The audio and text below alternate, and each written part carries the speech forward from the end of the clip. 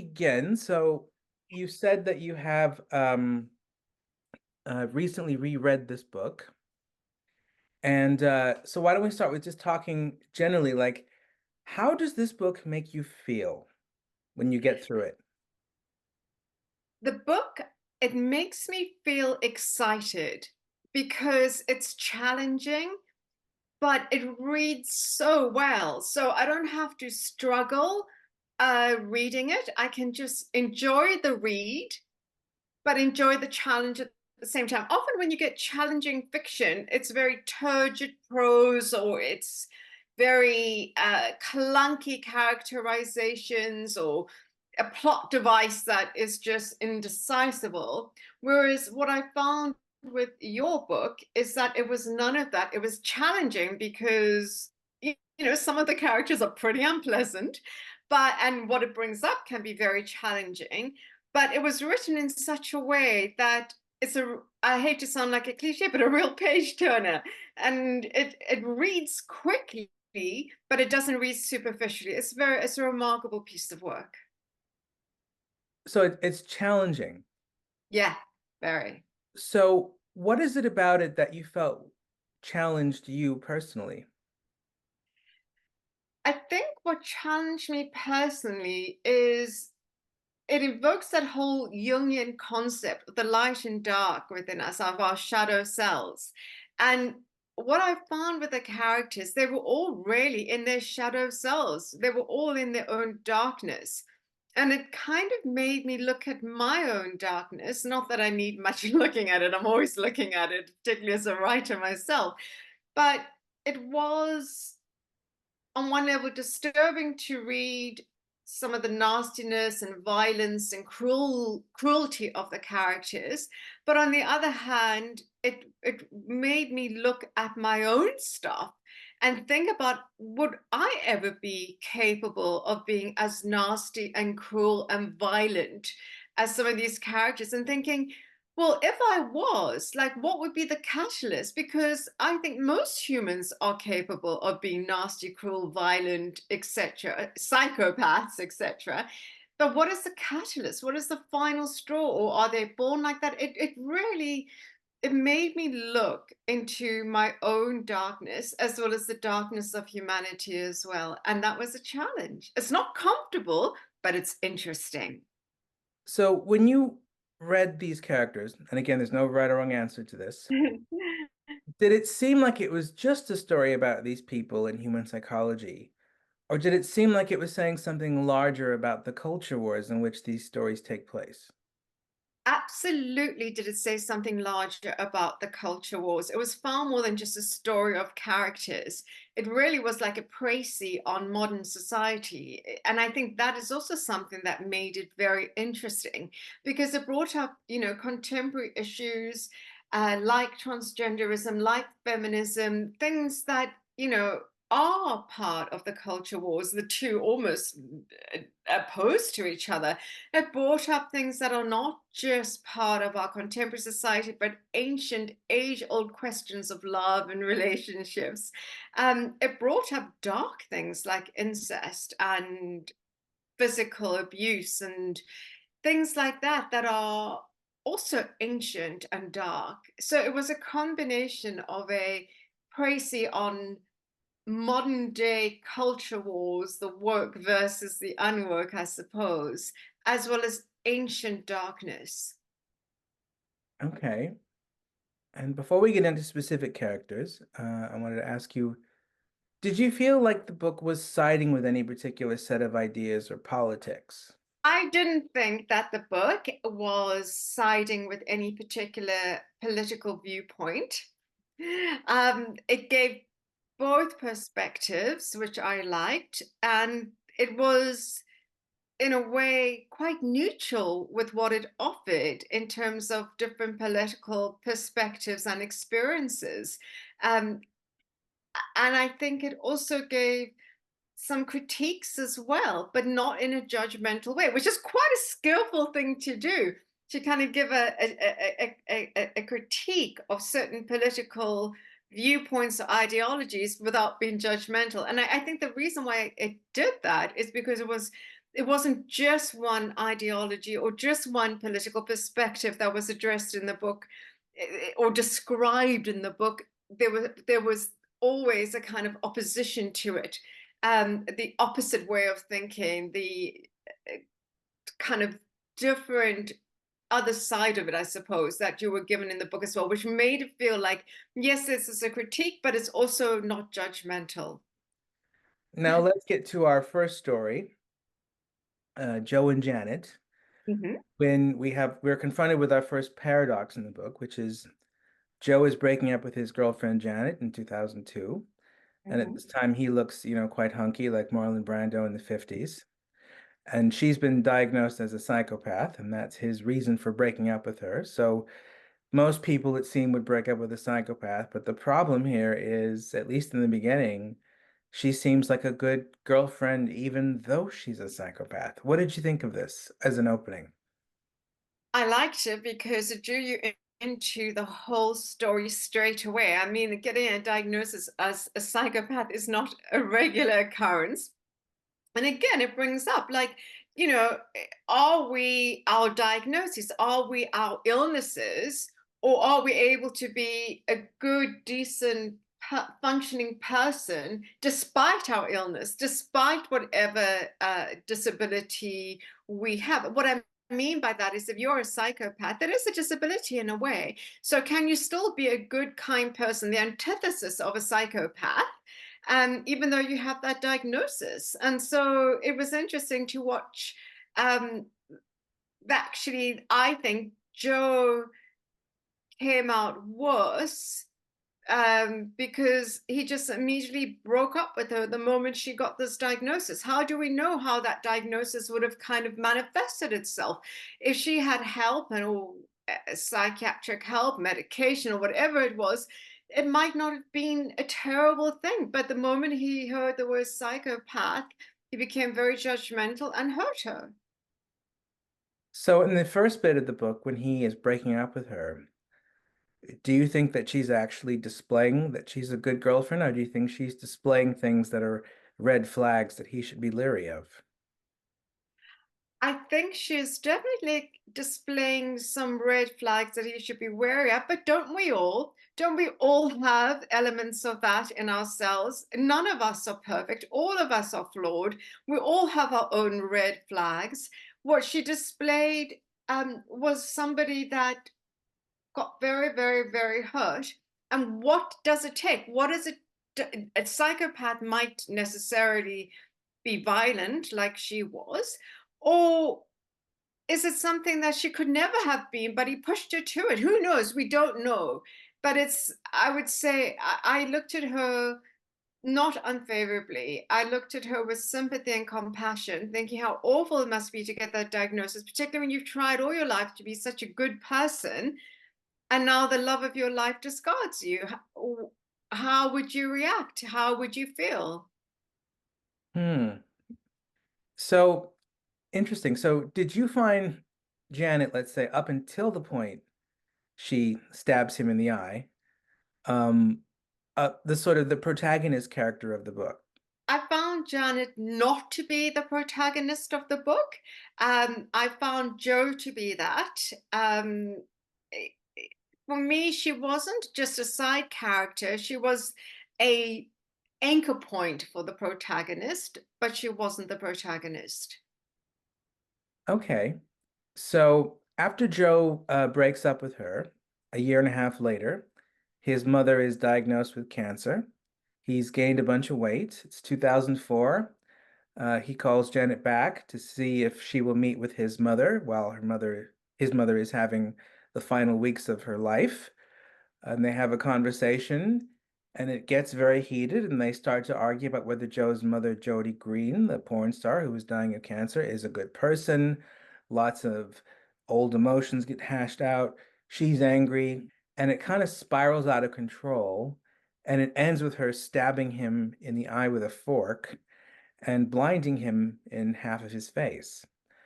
In that scene, how did you feel about Janet and Joe as a couple, and did your perception of Janet change? In that scene, where she stabs Joe in the eye with a fork, didn't really change much of my perception of Janet, and it didn't change much of my perception of their relationship because I could see that Janet was a very flawed, quite broken human being. So I wasn't surprised that she did that. It was shocking, but not surprising. And what I could tell with their relationship, the very fact that he would break up with somebody that he professes to love that much over diagnosis, which could probably be, medically controlled and psychiatrically controlled. I thought that was quite cold and cruel of him.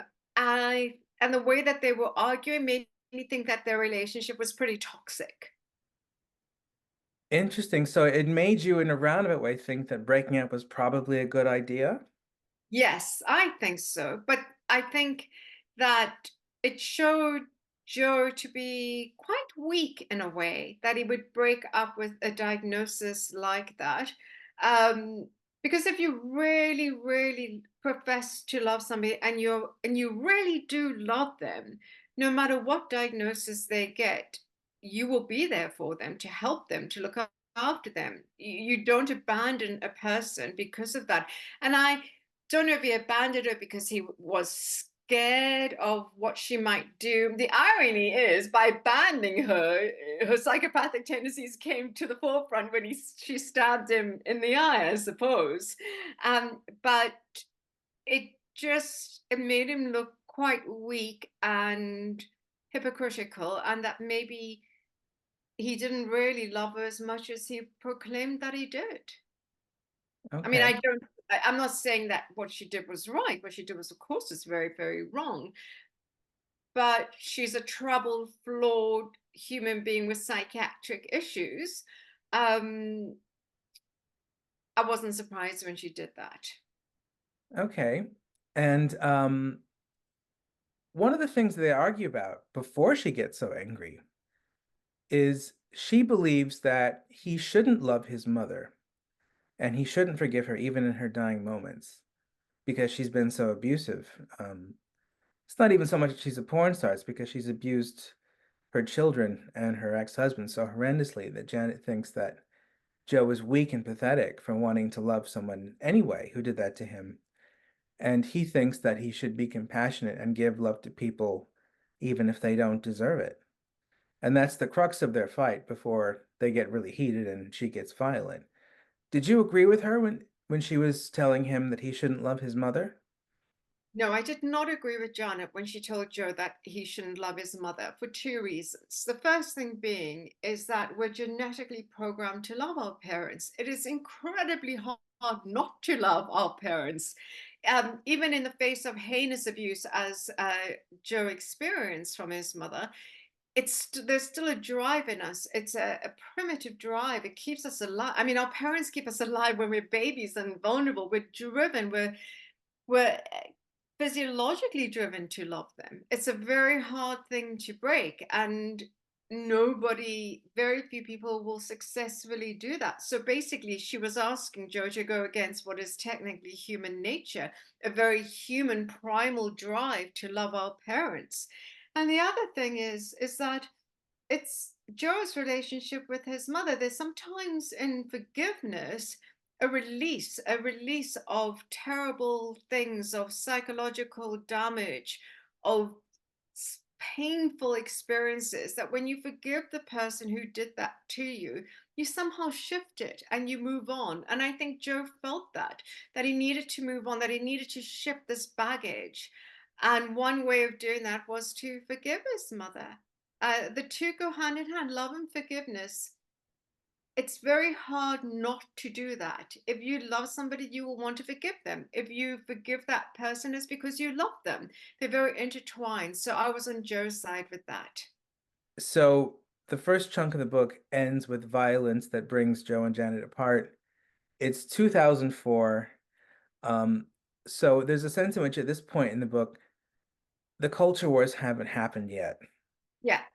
So, but in the next 10 years, after Joe gains more weight and he gets his second girlfriend, the beautiful Lorraine Klein, who is a dance instructor and who, as we soon discover, really hates fat people, even though her boyfriend is fat. Suddenly, the culture wars are part of the book for the first time. How did that strike you? It, that the culture wars suddenly came into the book at the beginning of the second part was something that didn't surprise me. That, and it was something that I actually looked forward to delving into it further, because from the first part of the book I knew that the way that you wrote it wouldn't be boring, that it wouldn't be the same old stuff rehashed, woke versus unwoke. It would be an interesting different perspective, so I was keen to see how you set it out in the book. I mean, Lorraine is probably the worst character. I mean, the others like are flawed and evil in their own ways, but my word, she is horrific. I mean, even worse than the lesbian couple on there who like are just so abusive to each other. It's just horrendous. But she was just unbelievably cruel. There was no redeeming feature to her in any way other than, I guess, her good looks. But that is not a necessarily redeeming feature. It was just part of who she was. But there was nothing within her entire being that you think, oh, she's a nice person. Oh, she's got those good qualities. No wonder he stays with her. She was just appalling, the worst one, I think. Interesting, because well, I will say a lot of people think she's not the worst, but Oh that's no, interesting to she me thinks she that she was. was. So when we first meet her, um, they're having a conversation, which seems like a normal couple conversation where they're talking about their needs. She's talking a bit about how her father made her feel ignored as a kid. And then they start talking about him losing weight, and she suddenly becomes quite cruel to him, and then So suddenly quite cruel about his friends. yeah. But on the other hand, some of what she's saying at least doesn't seem completely wrong either. So were you kind of siding with Lorraine when she was explaining her views on fat people for the first time, or did you think, no, this is completely wrong, she's an asshole? What did you think of her? I did not side with Lorraine when she was, talking about fat people at all. I thought she was cruel. I thought she was horrible. I thought she was superficial, really nasty, and so destructive towards Joe. I mean, often when people pick up weight, they know they have. It becomes food is very hard to break as an addiction. Things like alcohol and drugs are easier because you don't need them to survive, but you need food to survive. We have to eat to live. So it becomes, people can often fall prey to an addiction. It becomes an addiction. And if you put on weight, it is very depressing and very hard and very bad for one's self-esteem. And it just felt like what she was doing was knocking him even further. She literally disintegrated him. I mean, there's nothing wrong with losing weight to be healthy. Of course, it's not healthy to be overweight. It's very important to do that, to kind of keep your weight down, particularly the older you get. But when it becomes about what it's all about, whether she's sexually attracted to him or not, whether she still sleeps with him, even though she claims she isn't sexually attracted to him. She still mocks him and is cruel about his body. There's a difference between telling somebody you love that you think they should lose weight because of their health, and there's a difference between telling somebody that you supposedly love that they should lose weight because they disgust you. There's a big difference. And she falls into the latter. I thought she was abhorrently cruel to him. And Hmm. also, it's counterproductive because being that cruel will knock his self esteem. And if his self esteem is knocked more, then he will probably use food to kind of comfort you, to make himself feel better, even though it's a temporary measure. I thought she was unbelievably cruel. She also in that chapter goes after his friends, Jill and Claire. Yeah. She goes after Jill for being ugly, and she goes after Claire for being bigger than Joe. And when she goes after Joe's friend Claire, she in some ways explains her philosophy about being overweight more than she does with Joe himself. She says that Claire is selfish because she expects men to fancy her, even though she ruins her body with food. And it's a selfish thing to be overweight, when you should be trying to make your partner feel aroused. That's the fair thing to do. What did you think of Lorraine's argument in that regard? With Lorraine's argument that it was selfish for Claire to be overweight, for me, I disagree with that. I don't think it's selfish. I think it can be hard. It can be sometimes tragic. It can be as sometimes, a delusional thing if you're very overweight and you fool yourself into thinking you're not. It can be, or you criticize somebody for not liking you because they're fat shaming you. Whatever it is, there's various other ways of doing. But I wouldn't call it selfish. I think people are overweight for many different reasons. And I think being selfish is not one of them. So, another thing that Lorraine says in that dialogue, which sort of brings the cultures into the book for the first time, is Joe is obviously feeling like she's hurt his feelings. He's almost on the brink of tears Yeah. because of what she said about his tummy. Yeah. And she says, I feel like you're trying to censor me. How would you like it if I tried to censor you? What did you think the book here was saying about free speech? I think what the book was saying about free speech when it came to Lorraine accusing Joe of trying to censor her is that where do we define free speech? Does free speech give us free reign to be as cruel as we want to another human being? And I think it doesn't. I'm not a free speech absolutist. Some people are, I'm not. There are times where you don't have to say something, where it can be cruel and destructive, but I would rather it be something that I personally, hopefully, have the emotional intelligence to decide whether what I say or not can be just emotionally destructive to somebody or not, rather than let some government politician decide that for me, if you know what I mean. That it should be that we should have enough emotional intelligence and compassion within ourselves to the people that we love, not to say things that we know will wound them and hurt them, or to say things in a way that won't wound and hurt them, even if the message itself can be quite harsh, like you need to lose weight, but do it and say it in a way that is loving and compassionate, rather than a cruel and abrasive way as Lorraine did. Okay. Another thing Lorraine says, which kind of maybe brings feminism into the book for the first time, is she says that when he's telling her, my feelings are hurt, she says, being with a beautiful woman isn't easy. You have to be strong. Most men aren't strong enough, and that's why they don't get what you have. They settle for women they're not attracted to. The part where Lorraine says that, men are too weak, to be with women that are as attractive as she is, I thought there was something in that with regard to gender, but it jarred with me, and I'm still trying to figure out why. Because, I mean, did you agree with it? Did you think she's right? no, I don't know if it's right or wrong. I think it's, what I think it is. I can't generalize with it. There will be some men that will feel threatened by being with the beautiful woman, and there'll be some men that will be very proud and feel like it feeds their masculinity of being with a beautiful woman.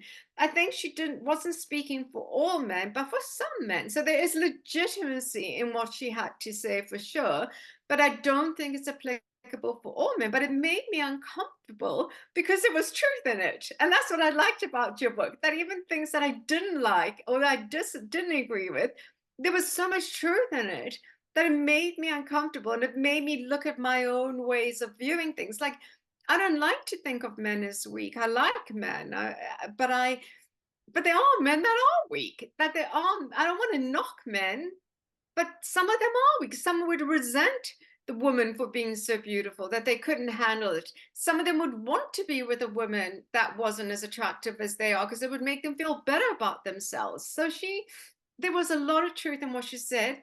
It made me uncomfortable. And that's why I can't decide whether it is 100% right or not. But I think you can't generalize, but she's right. If Okay. that makes sense. Did you see Lorraine in this early part of the book as a vain woman? Yes, I did. I saw Lorraine at the early part of the book as a vain woman for sure. But every human is vain to a certain extent. It wasn't something I judged her on. I think most people are vain. We have to be, our physical appearance is what we present to the world. And most of us, unless we're kind of, so stunningly beautiful supermodel stakes, we'll always kind of worry what we look like a bit and want to present the best of ourselves. And, most humans are vain to a certain extent. So I did not judge her on that. Interesting. So you didn't judge her for being vain, even though she was extraordinarily beautiful. No, not at all. I did not judge her for being vain because she was so beautiful. I thought lucky women being so beautiful, and vanity to me is not a negative thing. It's a very human thing. There are few people I know that don't care what they look like, whether it's how they, take care of their skin, what makeup they put on, what clothes they wear. Most people will care about how they present themselves to the world. Most people will be vain in a certain way. And if you are exceptionally beautiful, then I don't blame you for being fully on vain. It's part of being human. When we get to the end of the first section of the book, when Joe is masturbating and seeing Davis, a future character who will be quite important in the book for the first time, who is like his alternative to Lorraine, he's talking to himself about why he shouldn't be upset at Lorraine's cruelty. And he's saying all these things like, but I'm so lucky to be with her. We have a beautiful home together. We're going to have beautiful children. So many men would be envious of me.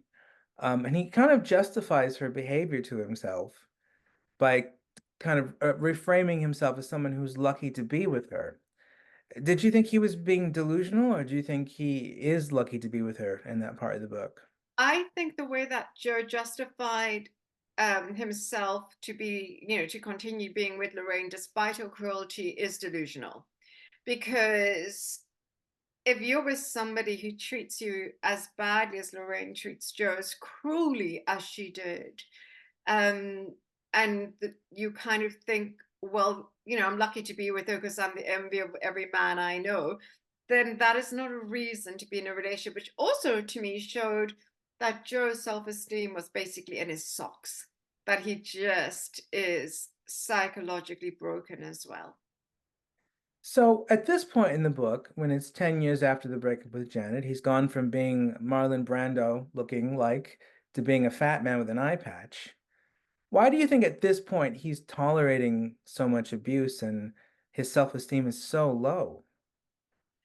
I think at the point where he is very overweight with the eye patch, he's tolerating that abuse because his self-esteem is so low, because he feels so bad about himself that he thinks, Lorraine, I think Lorraine represents the beauty he once had, but feels like he could never obtain because he is now so overweight or because he's got the eye patch. In a way, it's kind of like a mirror image of what he wants to be, of what he wishes he could be, maybe what he once was. And so he wants to maybe hold on to the relationship with her because it represents something of his past. Interesting. I think as well, self-esteem and low self-esteem is a vicious circle. The If you have low self-esteem, you will stay with people who are cruel to you because you think you cannot do better. And the more you stay with them, the more cruel they become, or the more abuse you are subjected to, the worse your self-esteem becomes. So at this point in the book, we have the main story set out before we get into the other stories. So you've got the two main women of the book set up, Janet and Lorraine. So Janet is a psychopath who stabbed Joe, nearly killed him, disfigured him. Lorraine is not a psychopath, never has been violent, as far as we know, to Joe, and is very beautiful, and he feels lucky to be with her. But yet, there's a sense in which she's a bit worse than Janet. Did you feel that way? Did you think Janet was a bit worse, or did you think they were I, equally bad? I definitely thought Lorraine was worse than Janet, mainly because Lorraine did not, she seemed to be the psychopath to me. Janet at least seemed to have some conscience, some kind of compassion. And she was very, in a way, quite protective of Joe. Lorraine was just cruel. So, what do you think it says that about mental health, let's say, that someone with the psychopath label can be nicer than someone without it? I think what it says about psychiatric labels is that sometimes they can be wrong. Sometimes we're given an identity is foisted upon us that is actually quite unfair. Things are things are not always black and white when it comes to a mental health issue. That there are nuances, areas of gray, and that a person is not fully this or fully that. I think what happens is people are characterized and put into a certain box and expected to behave in a certain way.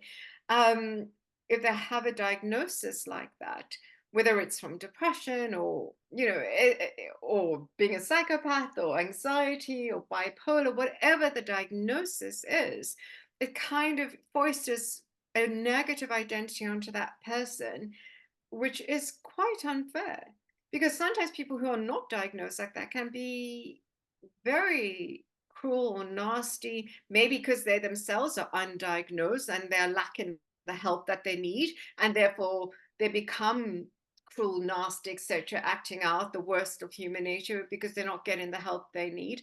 And sometimes they are not depressed or psychopath or whatever, but they're just nasty human beings, much nastier than somebody who has, a diagnosis of depression or anxiety or whatever it is. I hope that makes sense. Yeah, no, it does. That's interesting. So when you were reading it, did it cross your mind that actually the diagnoses were backwards? That maybe Lorraine should have got that diagnosis that Janet got, and Janet should have been diagnosed as something else. What did you think?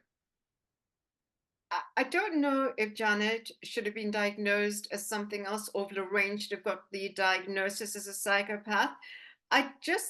Lorraine didn't strike me as a psychopath. She just struck me as a cruel woman who treated somebody like Joe, who was quite fragile emotionally. She treated him badly because she could.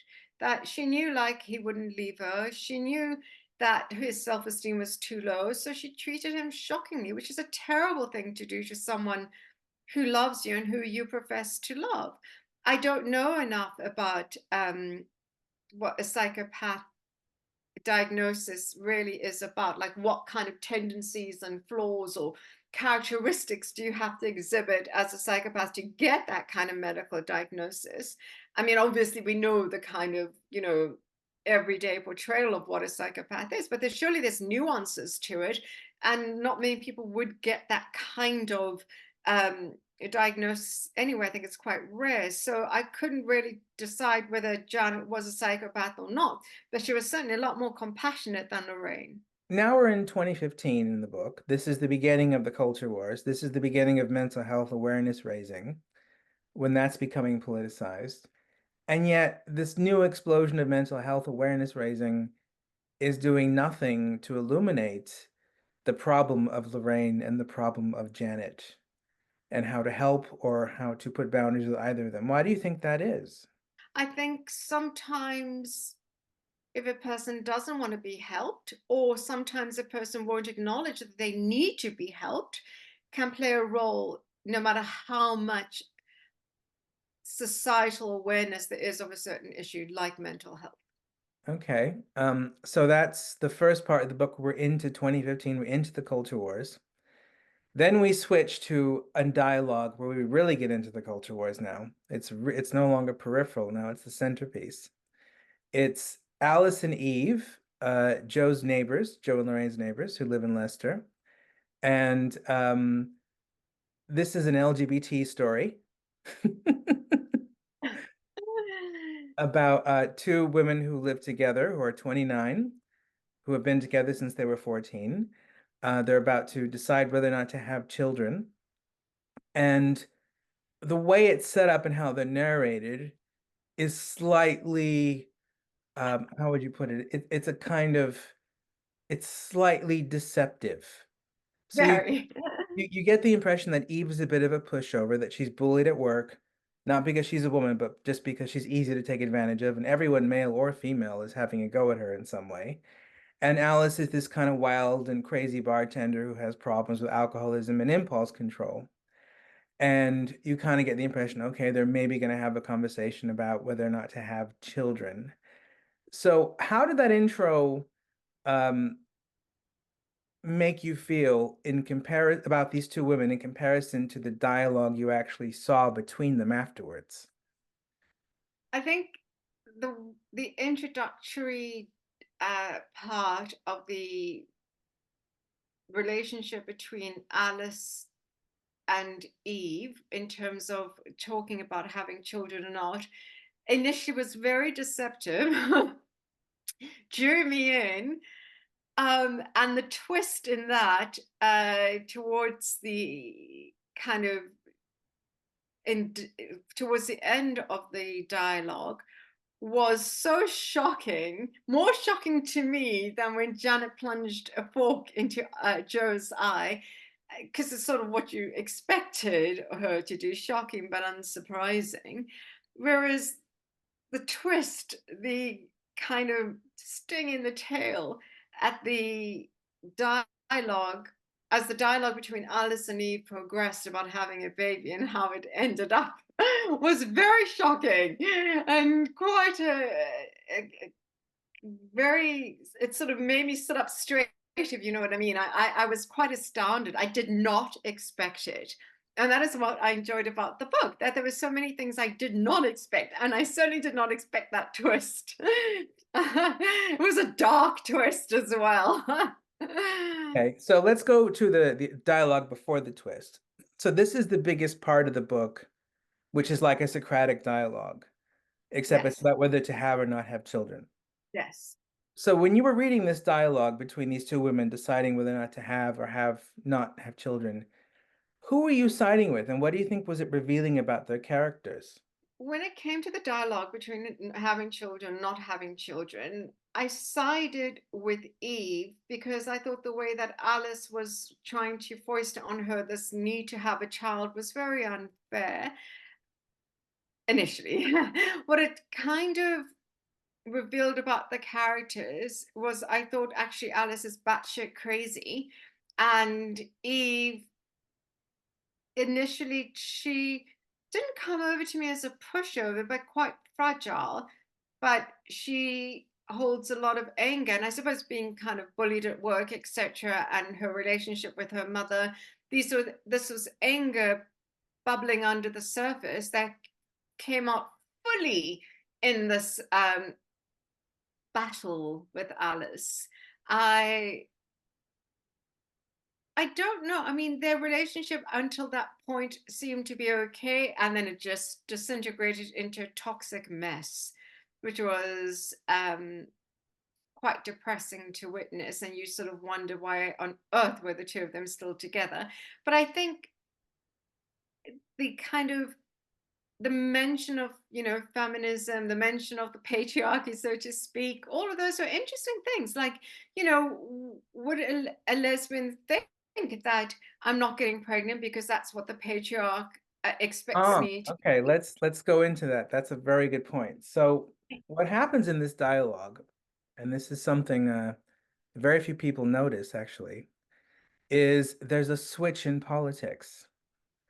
So in the first half of the dialogue, Eve is taking the progressive, not really progressive, but sort of the post 1960s, a woman can do whatever she wants, having children as a choice line.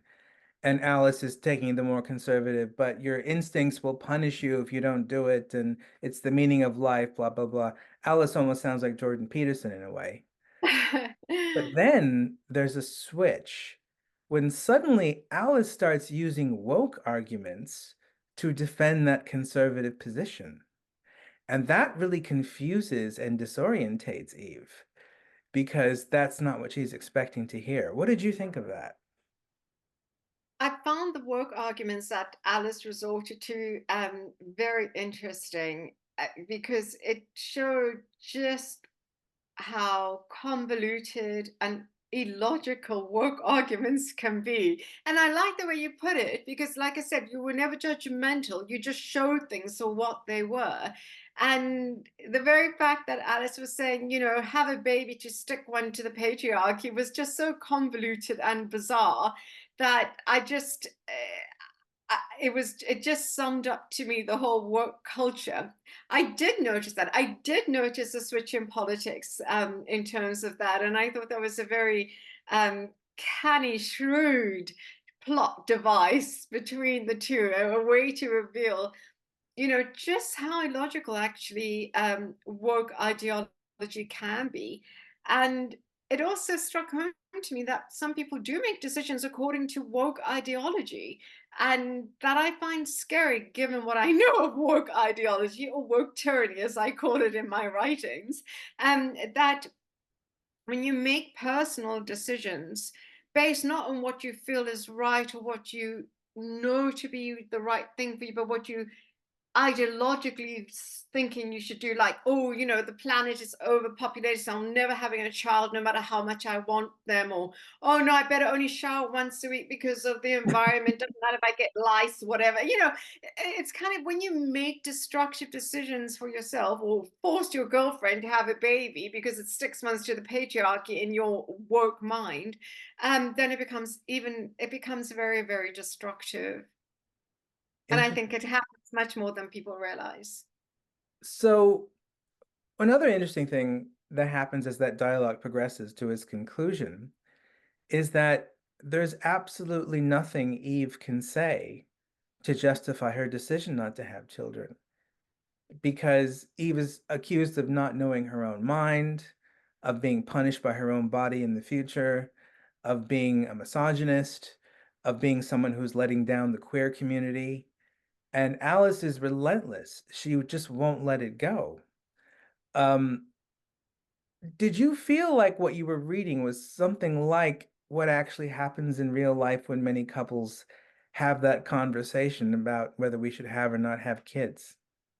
I definitely felt I was reading about conversations that real life couples have when it comes to having kids or not having kids, from the range of woke to non-woke, whichever's kind of whatever type of family, whatever kind of couple, heterosexual, homosexual. It just kind of struck me that this is a kind of conversation that people will have. It felt very authentic, very real, as all of the book did. There are dark things that go on in people's hearts. Like, there are dark things that happen in relationships and in relationships between parents and children that are not spoken of, that people hide. So a lot of the book was very, very authentic to me, including that conversation. I suppose what differentiates that conversation from the Lorraine one about losing weight is, although they're both quite cruel, did you feel like the Alice behavior was actually a more normal kind of cruelty? Because when a partner says, I don't want to have children, the partner who does actually quite commonly gets cruel. What do you think about that? I think you're 100% right in saying that, when one partner doesn't want children and the other one does, the one that does can get quite cruel. I think you're 100% right with that. I think it can, again, it becomes to our instinctive drive as human beings. We're driven on a primal level to procreate. How much damage is done to a person by their own parents, that they don't want to procreate or can't procreate. Then you also have those who, you know, physiologically can't. So it can be a very frustrating thing for couples to have. You're very lucky if you're with somebody who feels the same way as you do about having children. Um, some people are not that lucky. Some people will want children and their partner won't want them or can't have them, and that can lead to a lot of cruelty. Just let everybody know, the next bit of this conversation contains spoilers. When we get to the end of that fight, when Eve finally loses her rags and throws a chair at Alice and then kicks her on the floor and says, fuck your babies, fuck women, and fuck the queer community. And she seems almost to be behaving out of character and being really violent, like she could potentially kill Alice. Were you siding with Eve or were you siding with Alice by that point? When Eve beat up Alice, I wasn't siding with either of them, I have to say. I thought Alice had been quite deranged in her way that she gaslit Eve. I thought Eve, you know, was holding on to a huge amount of anger. And no matter how much anger we have in ourselves, to physically lash out at the person that we're supposed to love, there's just never any excuse. And she was very violent with Alice, and it set a tone. Um, it sent their relationship, both of them are responsible for this. Alice with her ridiculous gaslighting games, and Eve for her violent behavior. It set both of them on a path of toxic, violent aspects to their relationship that it disintegrated their relationship. So I wasn't siding with either of them. I was quite irritated with both of them because it seemed like they had quite a good relationship, that they were kind of very supportive with each other and very loving with each other and good for each other. And then it just suddenly disintegrated because of the game that Alice played and because Eve couldn't control her anger. So I didn't side with either of them. Now, shortly after that moment, we find out that all of that behavior from Alice wasn't real. She didn't actually want to have children either, but she Yeah, wanted to test Eve, yeah. test if Eve could stand up to her, and to test if Eve could stand up for herself in the face of her child-free desires being demonized and mocked. And Alice wanted to know that Eve could stand up to her so that Alice could know that they were in a good relationship where she could be with someone who stood up to her and wasn't a doormat. What did you think of this choice by Alice? I thought Alice's choice of trying to find out whether Eve was going to stand up for herself and be in a relationship with her, etc., was quite demented. Sit the girl down for a cup of tea and have a proper chat, about things. Don't gaslight her. Don't push. It's obvious that Eve has anger issues. It's obvious, like, she's been deeply hurt by her mother and by the people she works with. She's fragile. She has depression. You don't do that to somebody who gets depressed and is fragile and has, gone through a tough time with family. You sit them down and you have an earnest chat with them and you talk about things. It made me feel like Alice was incapable of having a relationship properly because she couldn't communicate. She had to play a game to get a response. It was very unloving to me. It was demented. And what did you think about the fact that she had been inspired to do that precisely because she had been in therapy with Dr. Adams, the same woman who had diagnosed Janet as a psychopath? And it made me think that if this was the same doctor that Janet had seen, who diagnosed as a psychopath, that Alice was seeing, that there was something very wrong with that doctor. And we come back to the original thing that you said, well, maybe Janet was misdiagnosed. Maybe she isn't a psychopath. Because she certainly was a lot more compassionate than Lorraine, who supposedly wasn't a psychopath. And to kind of like, I'm no expert, but if you're a therapist, you're not going to say something to your client that will completely wreck and destroy a relationship. You will encourage open communication, not game playing, which is technically what Alice did. One thing I was curious if you noticed is Dr. Adams actually sees all three characters, all three pairings. So she sees Janet and she sees Davis and she sees Alice. So do you think Dr. Adams, in a way, is an important part of the book, even though she's kind of behind the curtain, as it were? I think Dr. Adams is a very important part of the book because she's a catalyst. She's a catalyst for many things, including Janet's diagnosis, including Alice's gaslighting of Eve, which sets their relationship down a dark, flawed, toxic course. I think she's a major catalyst. I mean, it's interesting to kind of use that in a book where a major catalyst, a major drive of the story and what happens in the book isn't a major character, but a minor one. It's very skillful. And what did you think the book was saying about mental health and having this therapist be so important in everyone's lives? What I thought the book was saying about mental health and having this therapist that was so important about, so important in everybody's life was that, you know, I'm a great believer in therapy, but you have to make sure your therapist is relatively sane and kind, not somebody that is, doesn't know what they're doing or misdiagnosed or is actually quite cruel themselves. So after the breakup between Alice and Eve, they split for a year before they get back together. And in that year, Eve has a total transformation of her character. So on the one hand, she's no longer bullied by her supervisor at school. She gets the respects of her students. Her career at Leicester University seems to be going much better. The problem is the reason it's going much better is because she's bossing people around, she's threatening her students, she's putting words in their mouth, and she's flirting with, teasing, and leading on her supervisor, and also insulting her supervisor to make herself seem more sexy in this sort of playful way. What do you think happened to Eve after this relationship when she sorted out her academic career this way?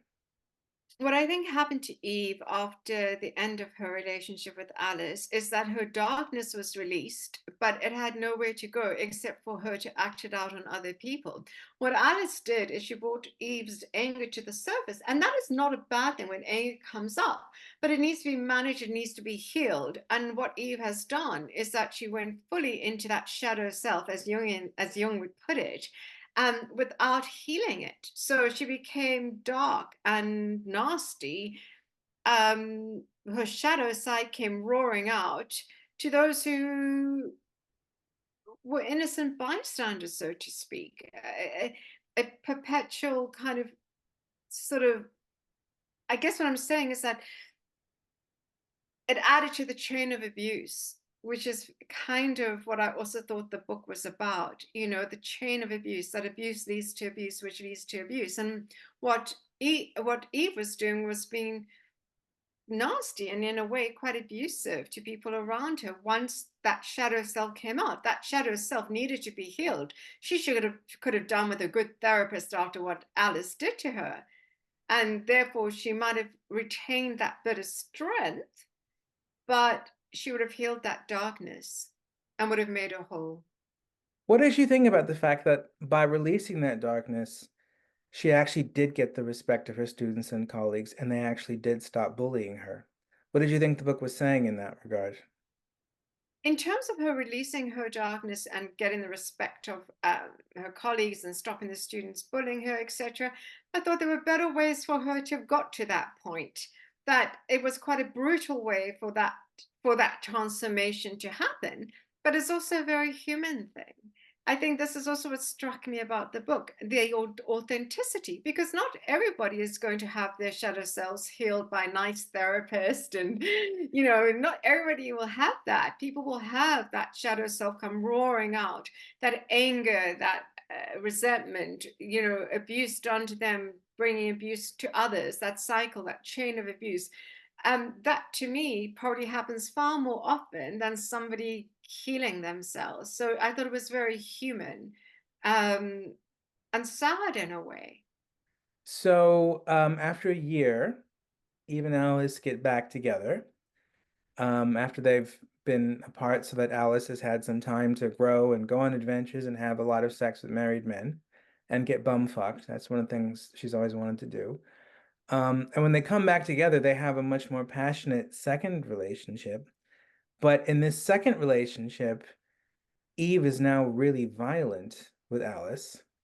And Alice doesn't seem to care because Alice knows kickboxing. So whenever Eve gets violent, Alice often puts Eve in the hospital.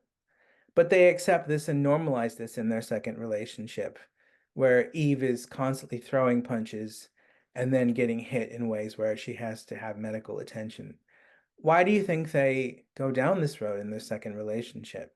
Why do I think they go down this abusive, physical abusive road in their second relationship because their darkness has been unleashed by each other, and they are in a perpetual cycle of abuse that they can't help. It becomes as you said, normalized and difficult to break out of. It's almost like an addiction for them. It's how they express themselves now about things, rather than, communicating and saying, I'm angry because of this and that. They hit each other. And it is a violent, destructive form of a relationship, which again struck me as authentic, that I think this happens far more than people realize. Hmm. So at the end of this relationship, Alice does something that really upsets, well, towards the end of the book, part of these two characters. Alice does something that really, really upsets Eve. She sleeps with two of Eve's favorite students, and Eve attacks her, and then Alice defends herself by poking both her fingers into Eve's eyes, and like Joe earlier in the book, nearly blinding her. And then it's Joe who winds up having to look after Eve that night because Alice has to go to work and doesn't want to take time off of work to look after her girlfriend who she might have just blinded. So, what did you think of this way of bringing Joe back into the second story? I thought it was very interesting how Joe was weaved back into the second story in terms of looking after Eve, when Alice had almost blinded her, for two reasons. One, he is the protagonist of the book, so it was good to see him again, and I thought it was a skillful way of bringing him in. And the other thing is that, the blindness, the kind of, him being, stabbed in one eye, she almost losing her sight temporarily, to me was quite symbolic of like what happens with relationships. We're often very blind to either our own flaws or the flaws of our loved ones. Um, and that can be quite a destructive thing.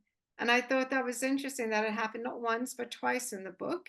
And that we can be, like, for example, the way that Joe will put up with Lorraine's cruelty because, she's so beautiful and whatever. Um, that's literally a blind spot in his psychological makeup. And there were plenty of characters in the book who have similar blind spots, that they will love whoever for the way that Alice and Eve stay together, but they are perniciously violent towards each other. And that's a blind spot to me. That's kind of ignoring something that is so destructive that they're psychologically ignoring it. They might as well be blind, if that makes sense. It was Hmm, good symbolism to use. interesting. So at the end of that section, Alice does something even more shocking. She has sex with Eve's brother and Eve's nearly 18-year-old nephew, and not only gets pregnant, but deceives him in the process, and then insults him when he says he doesn't want to become a father. And then when Alice tells Eve that she's now pregnant, Eve gets quite upset. And then Alice punches Eve and breaks her nose and hits her across the floor. And Eve doesn't fight back because she doesn't want to harm the child gestating inside of Alice.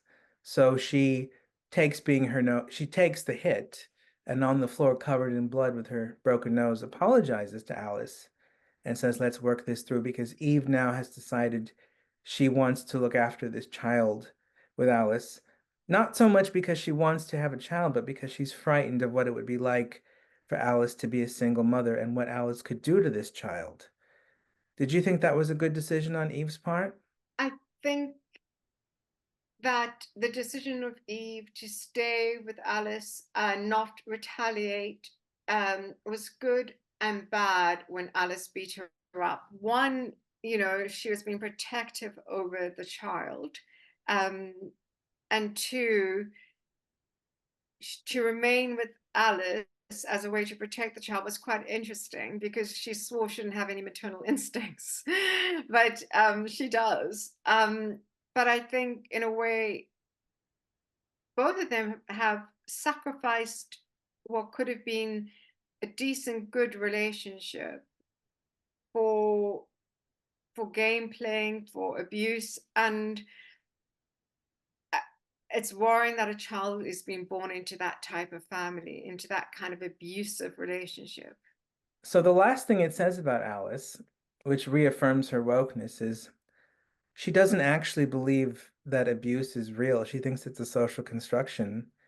like monogamy, and like the idea that having children is a choice. So what did you think this says about Alice?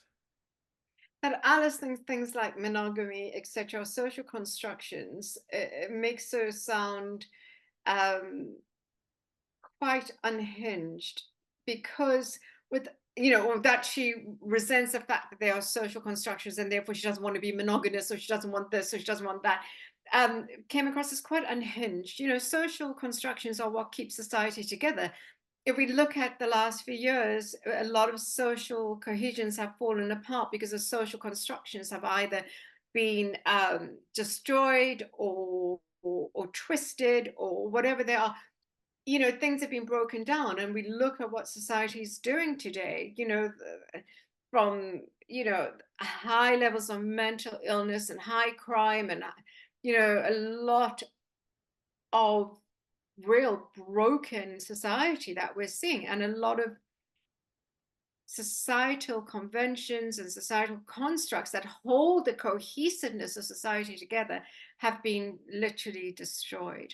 And I think, monogamy, yes, it might not be for everyone, but I think there's a lot to be said about being monogamous in a long-term relationship. I think whether you are married, whether you're a gay couple, whatever it is, whether you're just a straight heterosexual couple that's been married for 25 years, doesn't matter.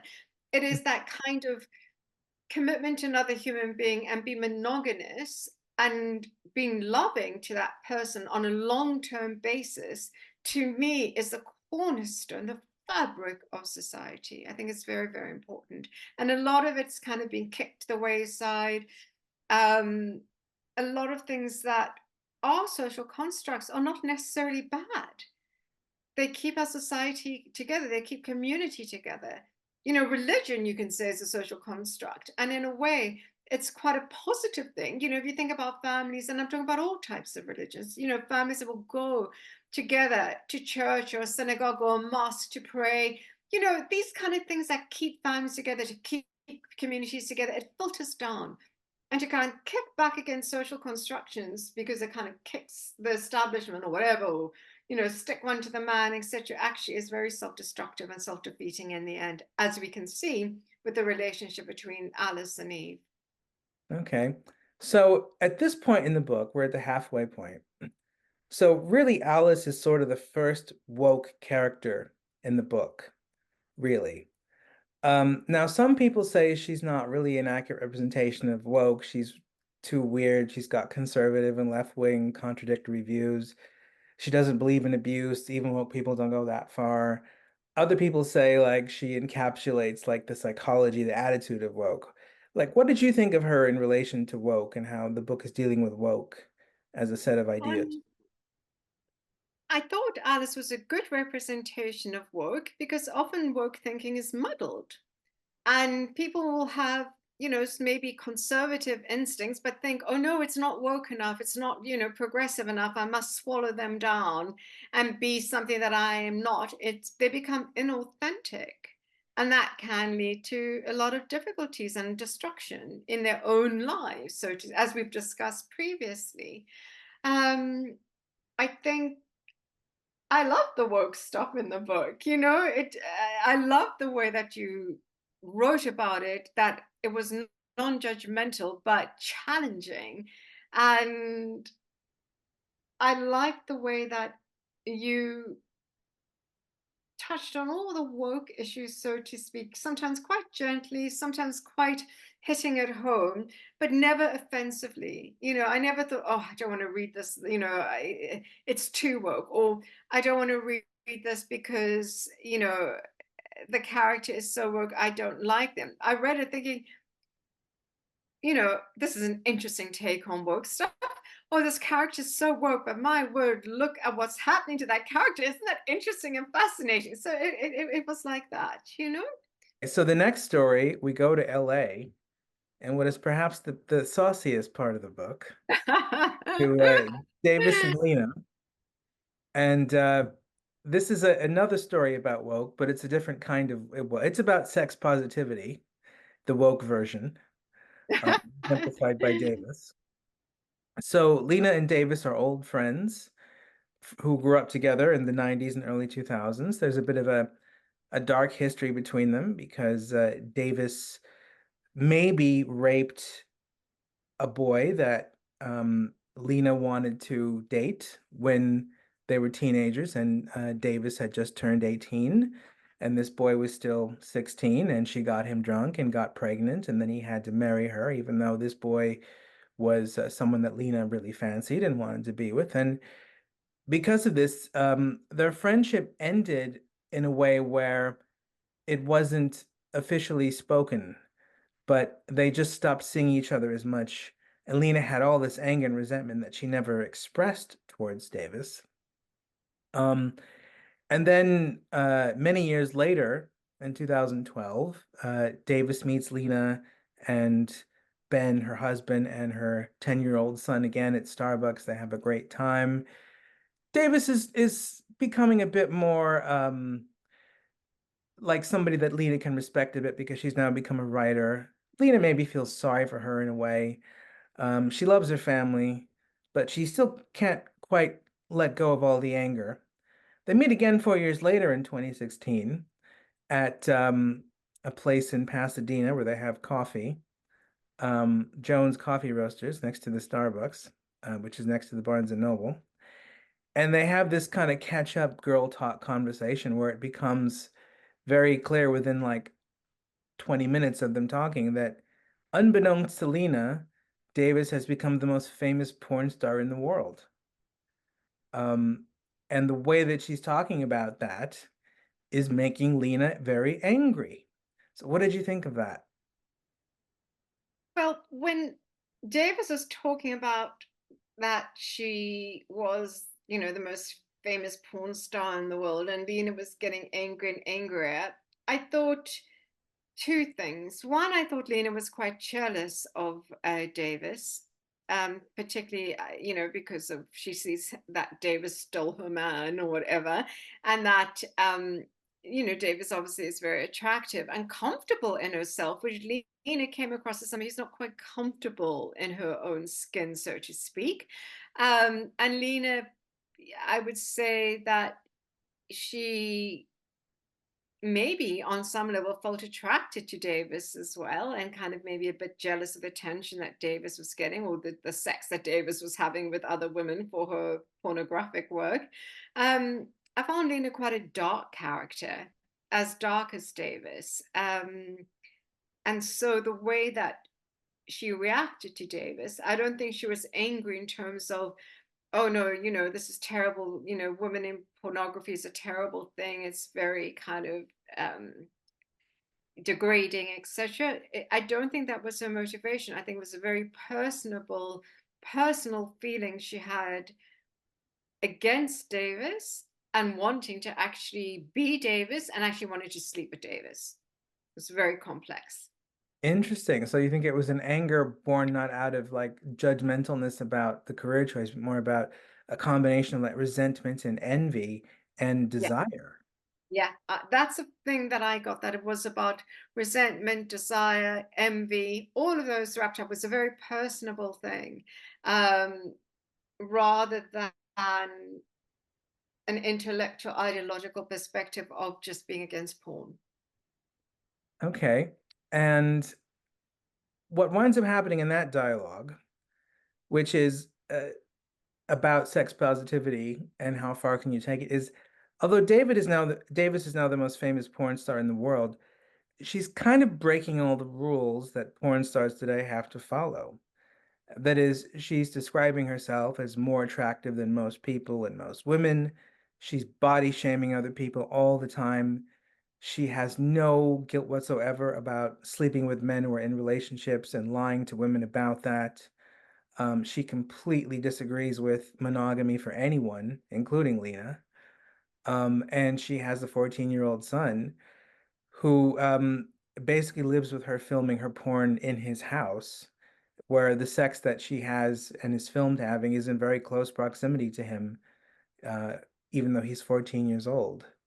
So, what did you think about these elements of Davis that were part of what were angering Lena so much? I think, you know, the parts of Davis and her appalling mothering abilities had every right to anger Lena. But I think Lena was thinking that Davis, in a way, stole her life, that, it should have been her with Davis's husband and child.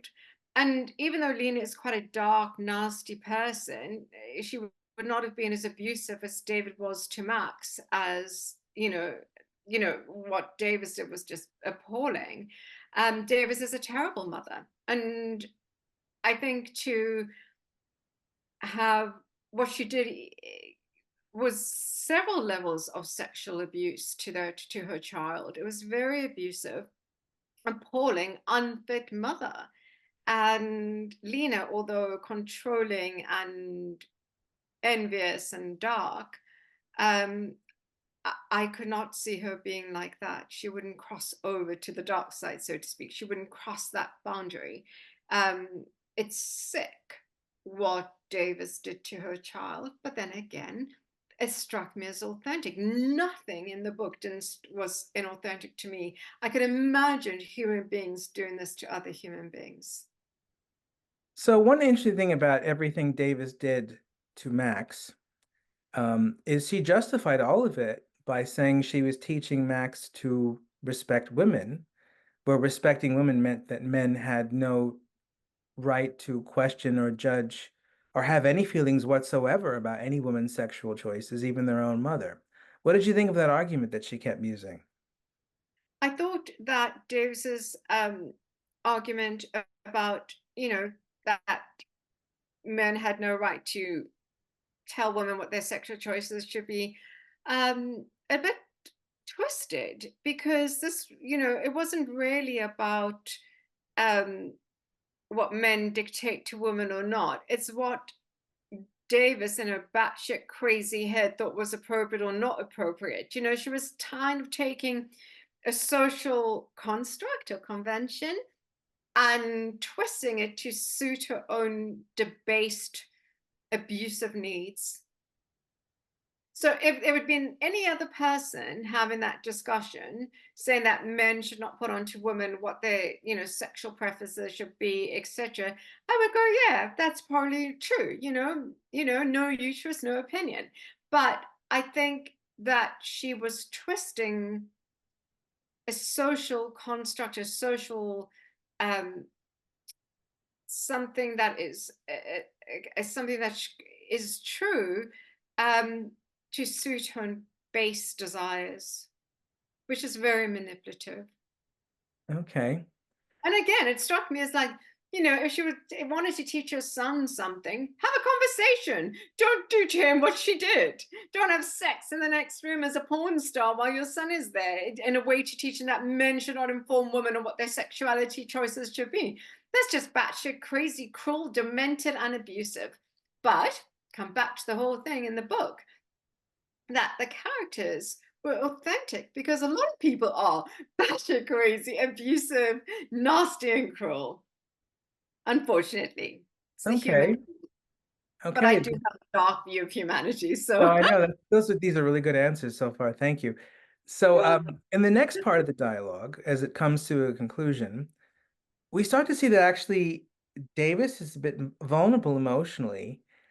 And although she's arguing with Lena, she's also looking up to her and she has a lot of fondness for her and still wants her in her life as a kind of mentor. And then Lena starts to tell Davis her own kind of philosophy of porn. And her own philosophy of porn is if porn is fine, it's only fine if you don't have children. If you don't have children, you shouldn't do porn because by doing porn, you're putting a sexual signal out into the world that will mess up a child's psychosexual development. And they could potentially want to fuck you, which would be the worst thing in the world. Um, did you agree with Lena's argument in this section? I didn't quite agree with Lena's argument that if you are in porn, you shouldn't have children because they'll end up wanting to sleep with you. Um, I thought that showed more about Lena's inner nature and her worldview than anything else. I mean, I'm sure I'm not a great porn expert, but I'm sure there are plenty of porn stars who have families and children, and they do it in order to, feed their children. And I doubt very much, no matter how difficult the porn world is for these men and women, that they end up with children that want to basically fuck them. I thought Lena's perception showed her worldview, and maybe on some level showed some kind of intuition about Davis and her relationship with Max of what was to come. So it was perceptive, but to me, it only applied to Davis, and it was interesting that that is what Lena said what she didn't like about porn and having children. I don't think if you're a porn star, you should not have children. I think it doesn't kind of fit that if you're a porn star, you must never have children. Like I said, some will have, do it to feed their kids. Um, it's a murky world, but I don't know how many of them end up wanting to sleep with their parent. Unless you go deep into that Oedipal complex, which this book touched on. So as we get to the end of this dialogue, then the most shocking thing happens, which is we find out that Max probably does want to sleep with his mother, and Davis probably does want to sleep with Max, but is holding back. And it's Lena who, in a jokey, sarcastic way, like she's being playful, actually encourages Davis to do it. What did you think of that? Well, the fact that like Lena encouraged Davis to kind of, sleep with her son showed that darkness in Lena that I didn't like. That she would, out of whatever was motivating her, resentment, envy, a fact that she could sleep, that she couldn't sleep with Davis, but she could, almost manipulate Davis into doing something that she could pick up that Davis wanted to do, was quite dark. Lena's a dark, dark character.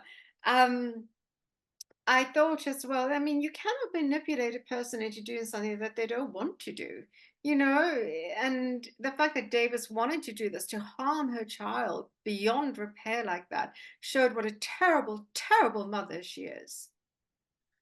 Okay. Why did you think Lena chose to suddenly do this, though? Like, I think Lena suddenly chose to do this because she wanted to sleep with Davis but couldn't for whatever reason. And this was her way of getting off. Like the thought of her manipulating Davis into doing something so dark, so devious and damaging, that involved sex, um, literally was something that got her off, that made her feel like, having that she had an orgasm from it in a way. It was unbelievably dark, twisted, and deranged. okay. So at the end of that section, Davis does sleep with her son Max. The father catches the two of them, beats the shit out of Davis. It's horribly traumatic for Max. Davis leaves the family, gets out of porn, gains weight, cries a lot. And Max grows up believing he should hate his mother. Lena is now become the stepmother who, although ostensibly a good parent, Max doesn't quite like Lena all that much because she's very cold as a stepmother. And Max grows up having friends who look a lot like his mother, completely turning off his sexuality because the only erection he can get is when he thinks of his mother. And he is so ashamed of wanting to have sex with his mother, he'd rather have no sexuality at all. What did you think of this? I thought it tragic that Max had been abused to the point that he turned off his own sexuality, that he had to turn off another primal human instinct, that makes us very human. Sex and sexuality is part of who we are. And that what she did, that was so heinous and evil actually to do to a child, damaged him beyond repair. I felt terribly sorry for Max. Okay. Now, what happens at the very end of the story is we're way into the future. We're in 2028. And then Max encounters an essay that Davis has written that she assumes he would never see, where she talks in quite a very explicit pornographic way about why she found having sex with her son erotic. When he sees that essay, his sexuality suddenly comes alive. He starts compulsively masturbating. He starts getting ready to send her an email because he knows that if he does, there's a good chance she'll sleep with him. She's older, but she's still attractive. He still wants her. And in order to make himself not go down this road where he knows he's going to fuck his mother and she will consent, he decides to become a woman. What did you think of this? I think it was so tragic that he became a woman to stop himself from fucking his mother, basically. It just showed how damaged he was from what she did to him. I thought it was unbelievably tragic. I felt so sorry for him. And I thought it was an interesting viewpoint about transgenderism and one of the reasons maybe why some men want to turn themselves into women, that some people don't consider that sometimes it comes from abuse and tragedy. um, I also thought on another level that for Max to kind of change everything about him, changes, just take away who he really was unbelievably sad, to take away his masculinity, to swallow down his sexuality, to literally castrate himself emotionally and physically because of what that demented mother did to him was incredibly sad. And it also, to me, showed that yes, there's that physical sexual abuse, but there's also emotional abuse that happens with parents that damage a child, that castrates a child, not just physically, but emotionally as well. It was a terribly tragic thing and it had resonance for me.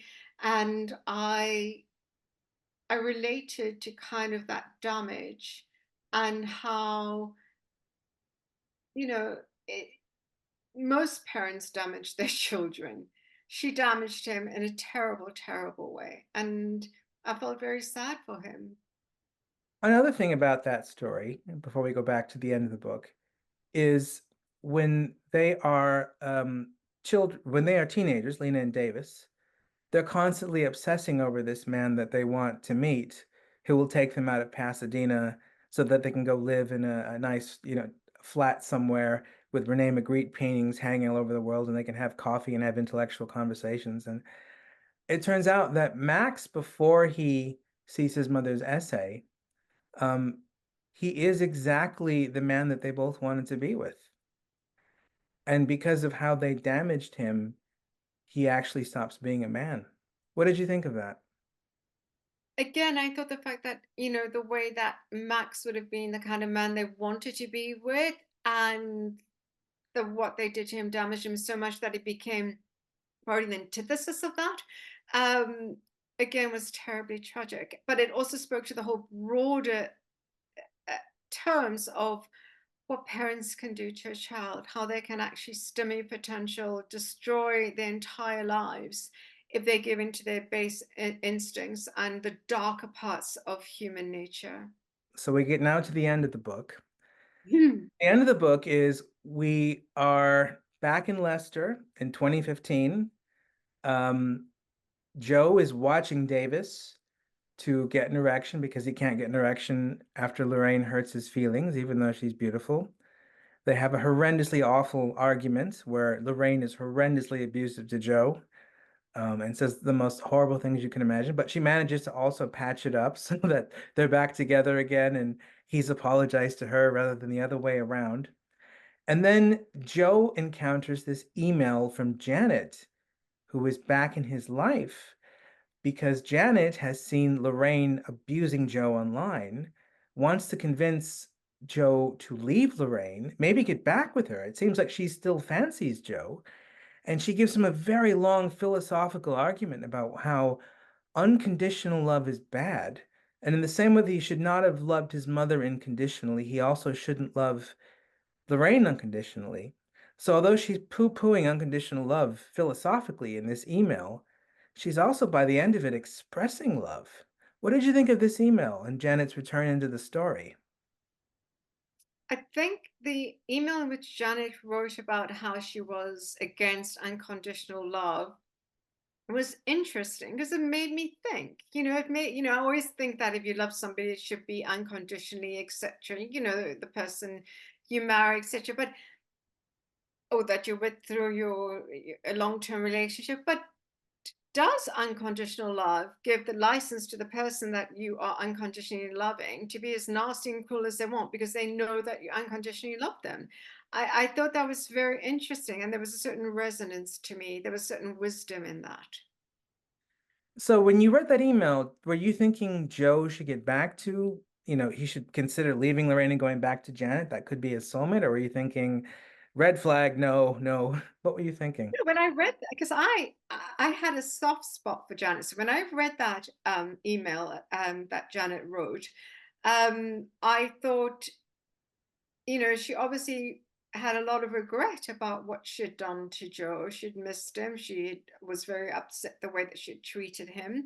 And to me, that kind of made me question a psychopathic diagnosis, diagnosis of a psychopath, because as far as I know, psychopaths don't have regret, they don't have compassion. And she came across a lot more compassionate than Lorraine. So I was thinking, I hope that Joe leaves Lorraine and gets back together with Janet, no matter whether about the fork thing. I cannot imagine Janet being as cruel to Joe, despite the fork eye incident, as Lorraine has been. Now, this is interesting. So even if it turns out Janet was a psychopath, even if that was the correct diagnosis, you still thought she was a better romantic partner for Joe than Lorraine. I thought that even if Janet, a diagnosis of a psychopath, was correct, the way that she came across, the way that she regretted stabbing him, her emotions, the way that she cared about him, the way that she got very protective over him with his mother and with Lorraine, showed to me that either if the diagnosis was correct, she was obviously getting help that she needed, or that she wasn't a psychopath, but she was a lot nicer um, than Lorraine. I mean, she was troubled. She was flawed. She was, needed help. Because who stabs somebody in the eye unless you do need help? I mean, that was just beyond. You just don't cross that boundary. But obviously, she needed help and was mentally unwell. Um, but Lorraine, who came across as quite mentally well, but just cruel, because often, if you're mentally unwell, you can be cruel. You can be nasty to your loved ones. You can act out. It can happen. But Lorraine had no excuse. She was just really nasty. In the last part of the book, uh, Joe and Lorraine are having an argument about this email. It gets quite heated first. Then they actually start to work on the relationship. They start to make decisions about having children. They get a bit violent, and then it turns out to be arousing. They figure out a way to turn each other on again. Lorraine gets a bit playful and flirty. And they even start to play games with each other where they lie to each other on purpose to see what reactions they can get by the end. And by the end of that dialogue, Joe is actually thinking, I want to stay with Lorraine. I love her. And they're actually expressing a lot of tenderness towards each other. And they're even saying things like, Janet's a psycho bitch, forget about her. Were you siding with Lorraine at this point, or did you think, oh, this is a mistake? He needs to go back with I, Janet? yes, I didn't side with Lorraine, even though she and Joe made up, because to me it was a typical abusive, abuser abused relationship where the abuser Lorraine would abuse the victim Joe and then manipulate him into apologizing and manipulate him into thinking things that weren't necessarily real. I oh, Janet's emails got lots of red flags, avoid, avoid. The red flag to me was Lorraine. And I wanted Joe to leave her and, you know, get back with his soulmate, Janet. No matter how flawed Janet was, she wasn't as bad as Lorraine. Interesting. So even at the end, when you saw Lorraine's kind of softer side and her vulnerabilities come out and her kind of affectionate side with Joe, that didn't change your basic perception of her as awful? My perception of Lorraine was not changed by her softer, more vulnerable side coming out. mainly because we all have a soft, vulnerable side, even abusers. It didn't stop. She might be soft and vulnerable in some way and affectionate in some way, but that doesn't stop her being abusive towards Joe. Interesting. So what happens at the final end of the book is Joe and Lorraine break up. Uh, Joe loses weight. Joe and Lorraine are friends, instead of lovers. And it's Lorraine, ironically, who convinces Joe to go back with Janet, which he does. What did you think of that ending? The fact that Lorraine convinced Joe to get back with Janet was interesting. It was interesting that Joe lost weight after breaking up with Lorraine, which kind of, you know, feeds my suspicion that she was absolutely dreadful for him and that he was eating as a way to comfort himself because she was so abusive. Um, I thought that in a way, maybe that was a one redeeming quality that she knew on the long term that Janet would make Joe happy. And so there was some part in her twisted, dark, abusive persona that did love him and wanted the best for him, but she could not be the best for him. And so she encouraged him to go to somebody who wasn't 100% great, stab him in the eye or whatever, but still a lot better for him than she could ever be. And that was a one redeeming thing. But that's the thing about humans. Even the worst horrible person will have something redeeming about them. That's what makes people interesting. That even a nasty, abusive person can have something in within them that is redeeming, unless they really are psychopaths, which makes me think that Janet was not a psychopath because she had a few redeeming qualities. What did you think of how, when they finally got married in 2020, they had both of them, both of them, Janet and Joe, they'd become much more conservative and they appreciated marriage and they didn't hate Valentine's Day anymore and they liked capitalism and they wanted to give their guests entertainment that they themselves didn't enjoy. So they danced to cheesy pop songs they didn't like because they wanted to treat their guests with kindness, respect, and dignity.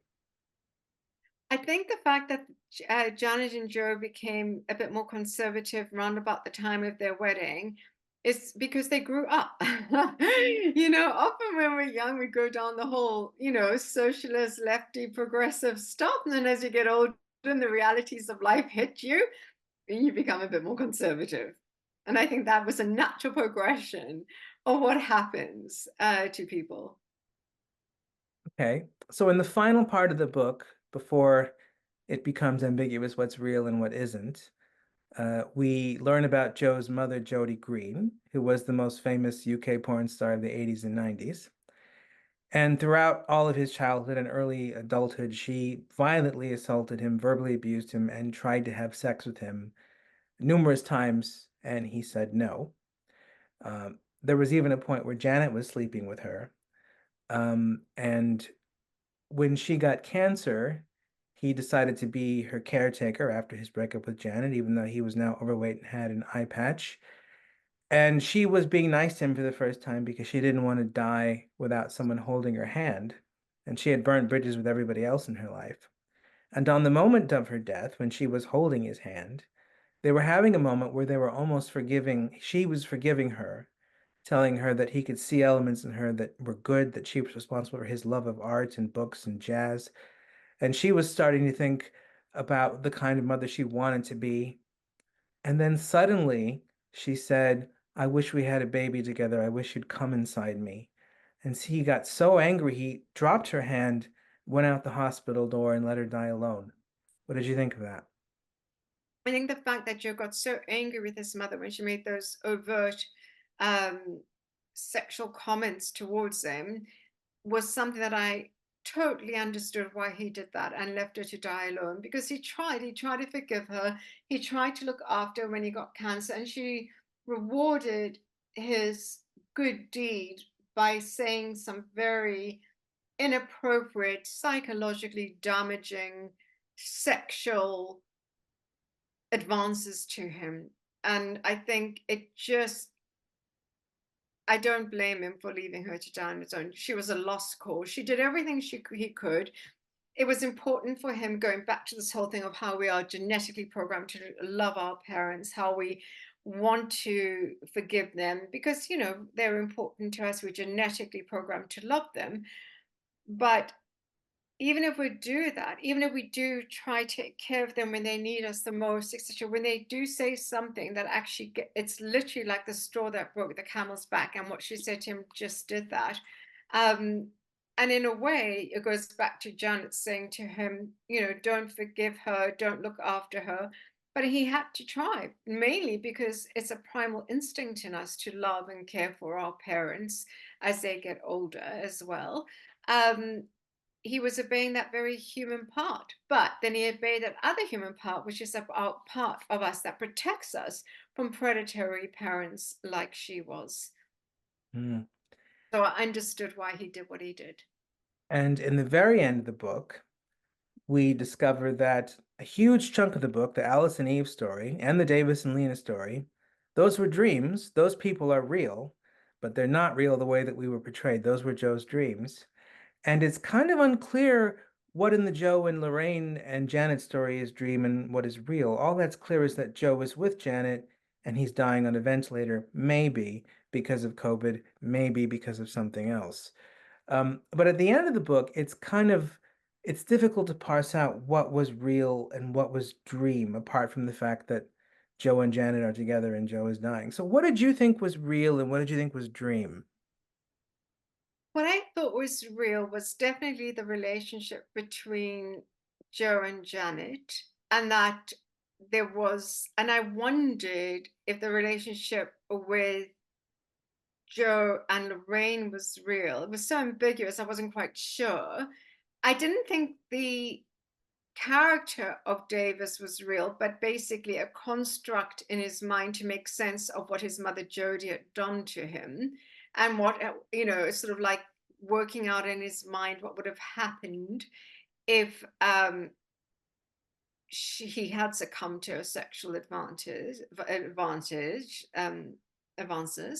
Um, I think that Alice and Eve are real as characters, but he must have on some level picked up a toxicity in their relationship behind closed doors that he was not aware of. um, I do think that Janet did stab him in the eye. I do think that he might have had a relationship with Lorraine, that Lorraine was real, but obviously Davis, Max, Lena wasn't. They were all manifestations of his mind trying to make sense of what he had been through. And I love the fact that it was ambiguous at the end. Like you weren't 100% sure what was real, what was not. I love that. Because it kind of, there's so many layers to that. You know what it reminded me of? There's a movie, a film called Jacob's Ladder that was Yes. made in the 80s. And Hmm. it had so much resonance for me. What is real? What isn't real? At the end where he's dying reminded me of the main character in that film dying as well. And then you kind of think, is everything that I've seen in this film part of his fervid imagination that he's trying to make sense of his life while he lies there dying? Or did some of it happen? And this book very much resonated with me on that level. It reminded me so much of that film. And that film is one of the few films that has stayed with me my entire life. It had a profound effect on me. I like that And film too. that's kind of you as well. Yeah, I like that film. I saw it when it That's came out in the it's an theater. extraordinary film. And I think that's one of the reasons why the book really resonated with me, because of that same sort of approach to a story. What is true, what isn't true, and yet again shows everything about human nature to be true and authentic. I like the layers of it. Hmm. So the last thing in the book, on the last page, is throughout the dream sequences when Joe is dying, Joe can't decide whether Janet is beautiful or whether he's not attracted to her. He dreams versions of her where she's not attractive, and very abusive towards him. He dreams versions of Lorraine where Lorraine is more like Janet than she was in real life. And the last thing that we find out is that although Joe in his mind thinks Janet must not be beautiful because that's a cliche, it's a cliche that a beautiful person would be so adamant about looking beyond the surface of people and seeing what's on the inside. No beautiful person would ever be like that. Janet must be homely. He's thinking that while he's dying, but one of the things that we find out in real life on the last page is Janet in real life, she is beautiful. What did you think of that? The fact that on the last page that you find out in real life that Janet is beautiful. Um, First of all, I think kind of added to this whole debate about beauty throughout the book, that beauty gave Lorraine a license to be as cruel as she wanted to be. And second of all, that how we present ourselves to the world, it does matter. We want to be attractive. There are very few of us who don't. It's very much part of human nature. um, and I think that it was also somewhere there was a flaw in Joe's makeup where, it really worried him about not being attractive, but being with an attractive woman, didn't not wanting to be with an attractive woman or wanting to be with an attractive woman. The whole thing about looks and weight and everything obviously was something that worried him. So the fact that it almost came as like a sense of relief to him to know that Janet, who he obviously on some level found her beautiful inside, that her what he perceived as beautiful inside matched her outside, that she was also beautiful outside, and in a way it was a sort of a sense of relief for him. So the last question is, the book is called Love Before COVID, meaning everything that happens is about relationships before 2020, Yeah, mostly the period between 2015 and 2019. yeah. So what do you think the book is saying about what happened to love in those years between 2015 and 2019 when woke rose? I think what the book was saying about love in between the years of 2015 to 2019, when woke rose, so to speak, is how it's damaged our concepts of love, and that people now want to live an ideologically pure life, no matter how damaging it is to the person that they're with. That it becomes a part, about ideology, how we're presenting ourselves as being, good and kind and woke, even if it has a derogatory, negative effect on the people that love us and that we love. Yeah. So thank you so much, Karen. That's it. Oh, Jarek, it was an absolute pleasure. I love that book. I can't wait to read the next one.